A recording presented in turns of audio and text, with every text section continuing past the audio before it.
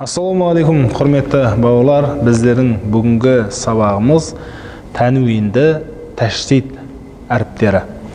Біз өткенде тәштит әріп дегеніміз ол бір әріпті екі рет қайталандыру деп өткен болатынбыз. Одан кейінгі сабағымыз тәнуинді әріптер деген болатынбыз. Ол тәнуинді әріптер дегендер екі а, екі и, екі у, яғни ән, ин, ун болатын. Бүгінгі әріпіміз сол екеуінің қосындысы. Енді екеуін қосып, одан да біз жақын әріптерді қысқартып, сөздерді қысқартып оқитын боламыз. Тақтада жазылып тұрған, білесіздер, тәштит әріп пен тәнуин әріпі қатар келіп тұр. Енді осыған мысал ретінде жазатын болсақ, хәб бән, хәб б бір тәштит ш секілді үстіне ән қойдым, хәббән. Естеріңізге сала кетейін, ән келген кезде үнемі омен бірге әлиф жүреді. Ән келген кезде бірге омен әлиф жүреді. Ал ин мен онда әлиф болмайды.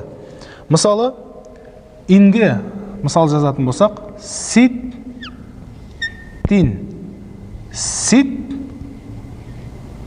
тин. Онға жазатын болсақ, дуррун, дуррун, дуррун. Бұл жерде тәштит бұны екі рет қайталандырып тұр, және одан кейін ән келіп тұр. Сонда хәббән, ситтин тыны екі рет тәштит қайталандырып тұр, астынан ин тәнуин әріпі келіп тұр. Дуррун, р екі рет қайталандырып тұрған, р-ны екі рет қайталандырып тұрған тәштит, үстіне тәнуин әріпі келіп тұр, ун. Сол секілді әрбір әріпті осылай қайталап оқып кете береміз. Бұл тәнуинді тәштит деп аталады. Мысалы, мустахиллун деп жазатын болсам, мустахиллун деп жазатын болсам, мустахиллун, мустахиллун, оң қоя салам, тәштитпен тәнуинді қоям, сонымен мустахиллун, биррон, сиррон, буррун, дуррун деген секілді тәнуинді тәштит екеуі қосылып сөзді одан да бері қысқартады. Бүгінгі сабағымыз осымен аяқталды. Сіздерге сабақ түсініксіз болатын болса, астындағы WhatsApp нөмерге хабарласып немесе комментарий қалдырсаңыздар, біз сіздерге жауап беретін боламыз.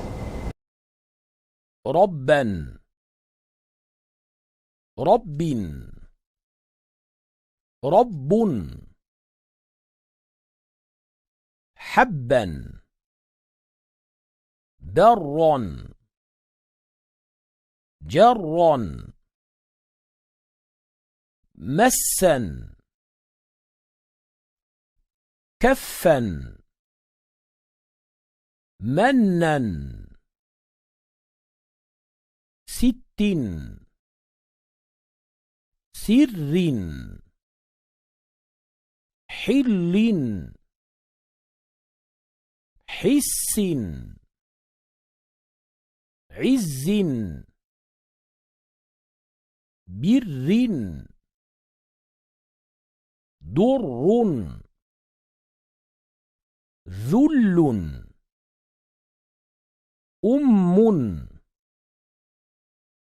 خف بر كل مبيضا مسود مصفر محمرا مخضر مهتزا محتج منسد مضطر مختص مستردا مستحب مستحل مستدلا مستعد